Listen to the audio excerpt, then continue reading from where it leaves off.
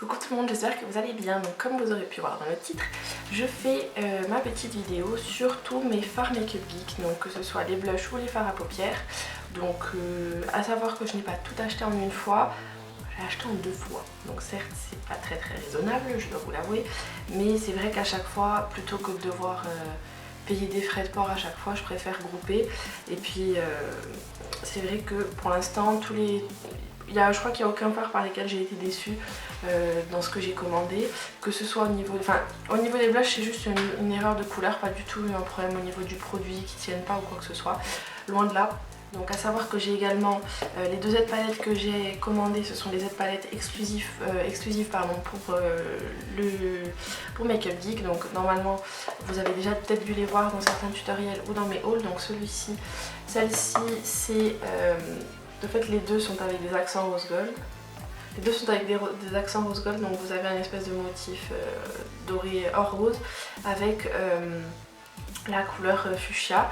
Donc ce sont des palettes en carton très rigides avec une façade transparente en plastique pour que vous puissiez voir ce qu'il y a dedans. Le fond est aimanté et en fait moi ce que je fais c'est que j'aime acheter les fards directement dépotés.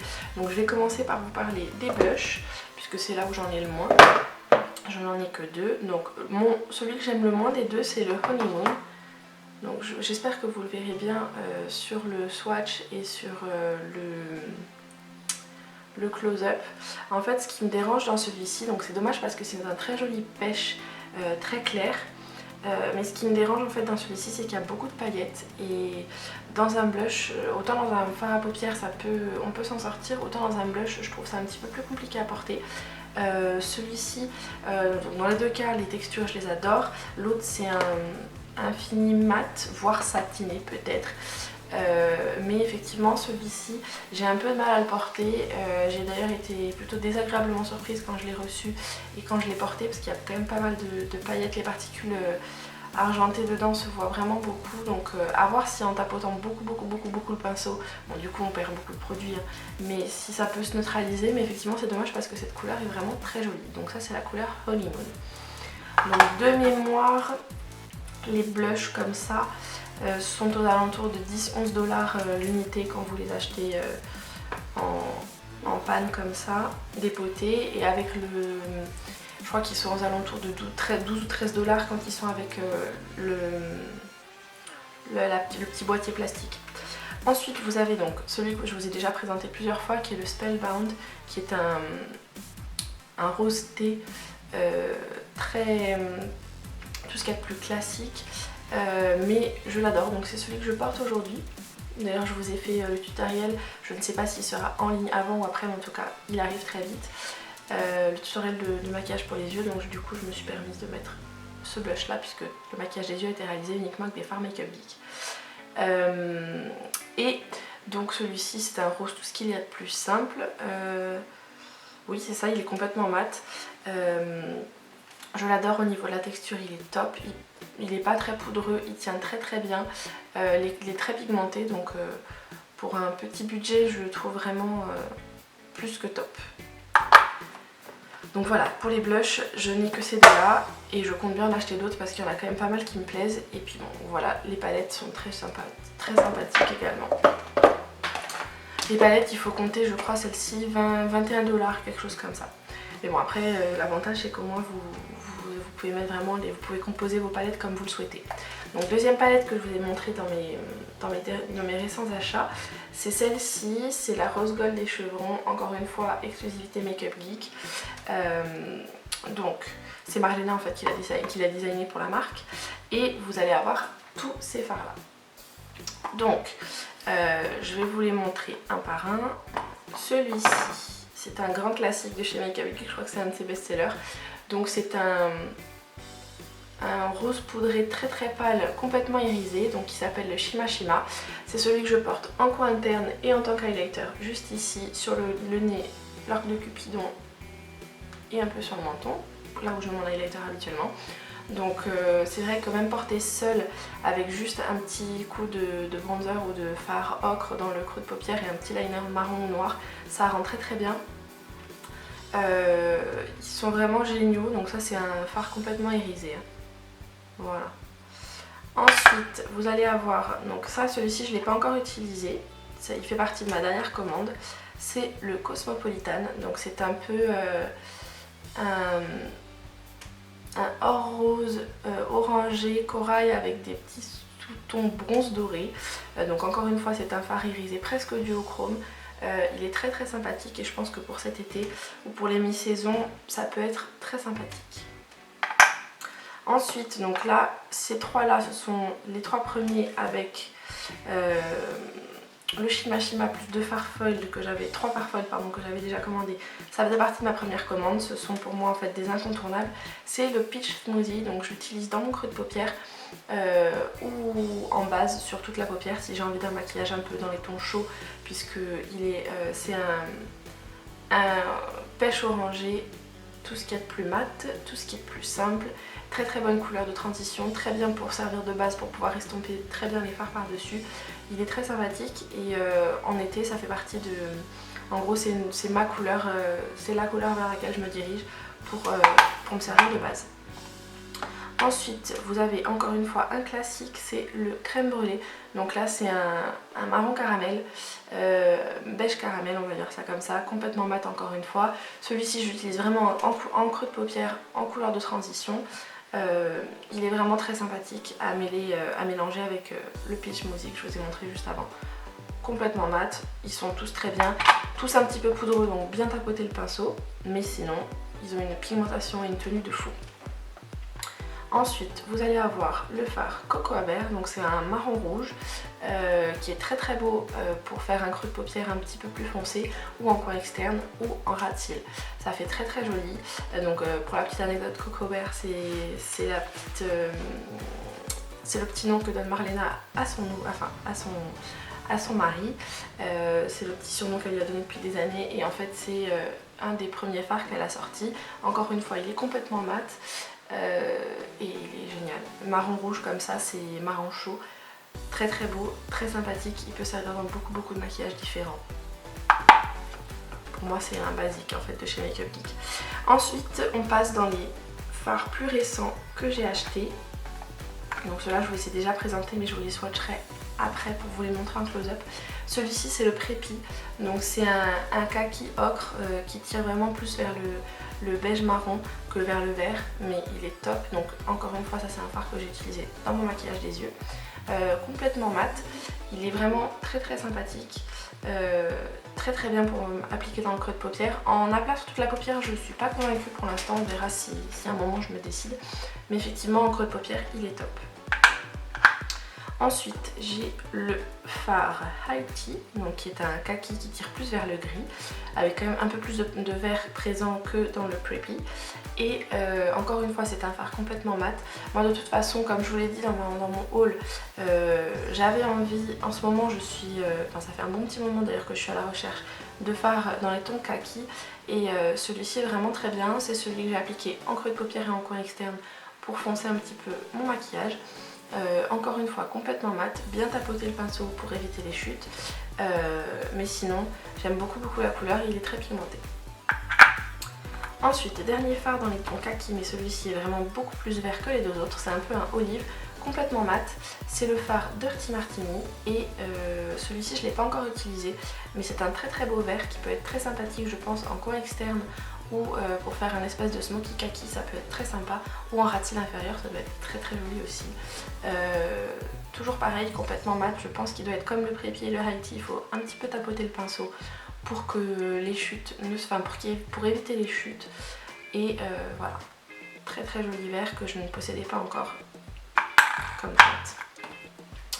Ensuite, la raison pour laquelle j'ai passé ma deuxième commande, c'est ce fard là qui s'appelle Havoc et il fait partie de la collection Duochrome, de la gamme Duochrome que Marlena a sorti avant les fêtes. Et je sais pas si vous arriverez bien à voir ici, je pense que sur le close-up ce sera plus pratique.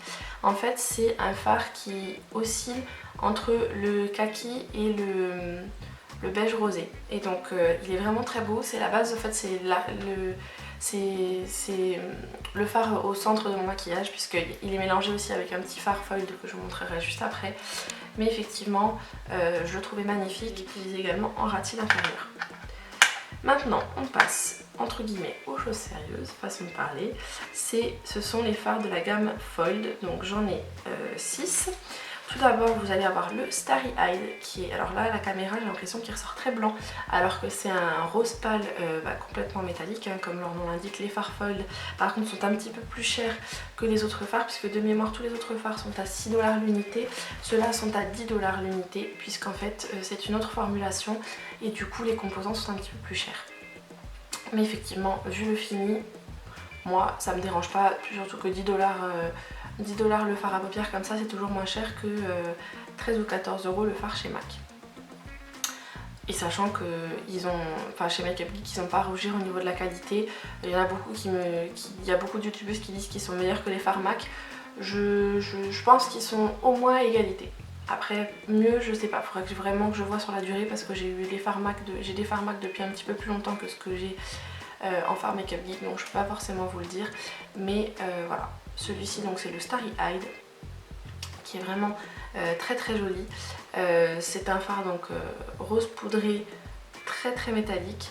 Il est hyper lumineux, j'aime beaucoup l'utiliser en coin interne ou en point de lumière au centre de la paupière. Celui-ci c'est le In the Spotlight, donc c'est toujours un peu dans ce genre de teinte, très clair. Ça par contre il est plutôt pêche orangée, très lumineux, très joli en coin interne ou en point lumière. Il est vraiment très beau et encore une fois tout à fait métallique. Alors par contre ceux-là ils peuvent être utilisés à sec ou humidifiés. Et par contre faites bien attention parce qu'ils peuvent faire des chutes. Alors par contre des chutes de fard métallique c'est un peu plus compliqué à rattraper que des fards mat. Donc l'idéal c'est quand vous testez au début, vous prenez votre pinceau, vous frottez vous prélevez un peu de fard. Si vous voyez qu'il y a vraiment beaucoup de chutes qui se font, je vous conseille d'humidifier votre pinceau ou alors de prendre un Fix Plus ou alors d'utiliser carrément une base à paupières style la Glitter Glue de Too Faced, voilà, une base qui accroche pour les fards à paillettes. Donc effectivement celui-ci c'est le In the Spotlight qui est un peu plus orangé, un peu saumon, toujours dans les fards clairs. Ensuite je vais vous les montrer plutôt comme ils sont, tels qu'ils sont rangés. Donc ça c'est un de ceux que je vous avais montré dans mon dernier haul, c'est le fard Flamethrower, donc c'est un bronze bien orangé. Qui est juste divin, je pense qu'il peut être vraiment très beau en coin externe. Je sais pas si j'oserais le porter sur toute la paupière, mais je pense que couplé avec le fard que je vous ai montré juste avant, In the Spotlight, ça pourrait être plutôt joli. Je verrai si je vous fais un autre maquillage avec des fards Makeup Geek. Donc voilà, le Flamethrower qui est vraiment un cuivre orangé du plus bel effet. Je pense qu'il va être sublime. Je ne l'ai pas encore essayé puisqu'il fait partie de ma dernière commande. J'ai pas encore eu le temps de beaucoup jouer avec puisque je me suis fait très régulièrement ce maquillage là puisque j'adore les teintes kaki. C'est vraiment le genre de teinte que j'adore, dont j'ai envie en ce moment. Donc j'ai hâte de pouvoir tester ce petit bijou là. Ensuite ça c'était plutôt on va dire pas un flop parce que la texture est top, mais c'était plutôt une erreur au niveau de la teinte. Donc c'est le fard Charmed. Ouais voilà, moi j'avais quand même été un petit peu déçue parce que je le trouve un peu trop argenté par rapport à ce à quoi je m'attendais. Je m'attendais vraiment à ce qu'il soit plus vert que ça. Sur le site et sur les swatchs il rendait un petit peu plus vert que argenté. C'est vrai que le fard Charmed il est plus il tire plus, c'est un vert avec vraiment des bons gros sous-tons argentés. Bon après ceci dit, au niveau de la texture, tous les fards Fold et le fard duochrome que j'ai, en tout cas le Havoc, ils ont tous les fards Makeup Geek ont une texture assez...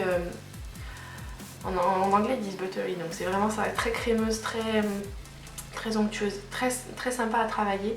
Et effectivement les fards Fold ne sont pas en reste et c'est même d'ailleurs je crois les plus crémeux qui soient dans les différentes textures.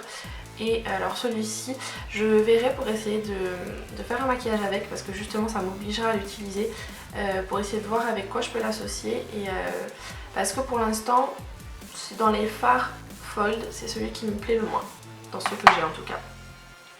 Ensuite mon amour, donc en fait c'est celui-ci que j'aurais dû commander la première fois et pas le Charmed, c'est le sublimissime Jester qui est en fait un kaki avec des bons sous-tons dorés. C'est celui que j'ai en point lumière au milieu de de la paupière parce que j'avais envie de remettre une petite touche de kaki en plus par-dessus le fard Havoc. Et il est magnifique. Donc voilà, je suis ravie de l'avoir commandé, il est juste sublimissime. Et je pense que même seul, en aplat sur la paupière, avec le fard Dirty Martini en coin externe, ça pourrait être vraiment très très joli. Justement en plus, opposer le mat au métallique, ça peut être vraiment très sympa. Encore un autre petit Nutri de make-up à garder en tête. Et le dernier fard que j'ai à vous présenter, c'est le fard, encore une fois folle, c'est le magnifique Houdini. Donc c'est un bleu nuit, un bleu marine avec complètement métallisé, avec je dirais des petits sous-tons presque verts dedans. Il est magnifique. Donc celui-ci pour l'instant on va dire c'est celui que j'ai commandé parce que je le trouve magnifique mais qui me fait un peu peur parce que je sais pas trop comment l'utiliser, mais je pense que pour faire un smoky ou un maquillage de soirée ça peut être très sympa et surtout à utiliser en ras de cils inférieur ou en coin externe, ça peut être vraiment magnifique. Je ne sais pas si je commanderai d'autres fards foils parce que là il me semble que j'ai plus ou moins fait le tour au niveau des couleurs qui me plaisaient, mais j'hésite parce qu'effectivement il y a un violet intense dans cette gamme là qui m'attire, mais c'est un peu du je t'aime moi non plus avec cette teinte à chaque fois que je suis sur le site, donc je ne sais pas. On verra si je finis par craquer ou pas, mais en tout cas ce qui est sûr c'est que ce ne seront pas mes derniers fards Make Up Geek. Je compte bien agrandir ma collection puisqu'au niveau de la qualité et des finis ils sont juste divins. Là vous verrez dans mon tutoriel, j'ai même pas mis de base avant ces fards parce que je l'ai fait déjà plusieurs fois ce maquillage là, mais les fards ne partent pas dans les plis de paupières. Après j'ai pas non plus, je pense, une peau de paupières spécialement grasse. Donc après si vous avez les paupières très grasses, n'y coupez pas, mettez toujours une base avant, c'est toujours mieux. Faudra que je le teste ce maquillage là avec une base en dessous pour voir si vraiment les fards sont plus intenses ou pas, comme ça je vous le dirai. Mais effectivement, moi au niveau de mon avis sur ces fards là, c'est allez-y, foncez, parce qu'effectivement ils sont pas excessivement chers. Donc tous les fards Fold donc qui sont en haut sont à 10 $ l'unité. Et tous les autres fards sont à 6 $ l'unité. Donc par contre les fards Make Up Geek sont vendus uniquement dépotés comme ça. Et vous allez avoir les blushs qui sont à 10 $ l'unité en format dépoté et à 12 ou 13 $ l'unité avec le packaging autour. Les aides palettes, donc moi j'ai pris avec des motifs parce que ça me plaisait, mais elles sont également disponibles. Alors pour les autres motifs, il me semble que vous allez avoir léopard et zébré qui sont disponibles également. Vous les avez dans plusieurs tailles différentes. Moi j'ai les modèles larges. Vous allez avoir le modèle extra large uniquement disponible en noir. Vous allez avoir le modèle extra large mais spécifique pour les fards cuits, donc les fards dômes.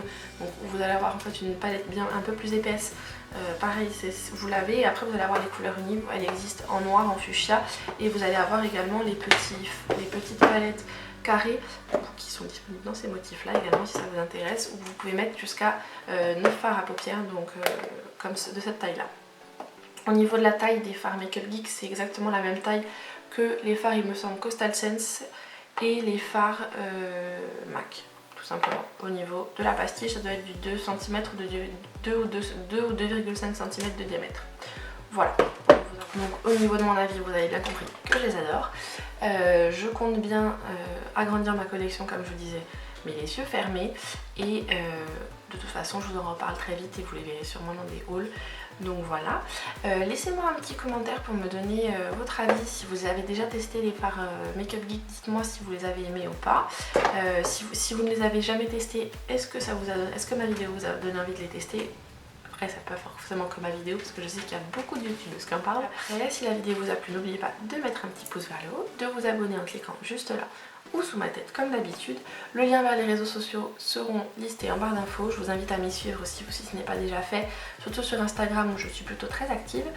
Et sinon vous retrouverez donc mes liens vers Facebook, Twitter, Instagram et Pinterest, et le lien vers le blog également. Et vous retrouverez également en barre d'infos le lien vers ma wishlist de février parce qu'il y a plein de jolies choses qui m'intéressent ce mois-ci et j'aime bien partager ça avec vous. Et puis comme d'habitude, jusqu'à la prochaine vidéo, je vous fais plein de gros bisous, prenez soin de vous et à très vite.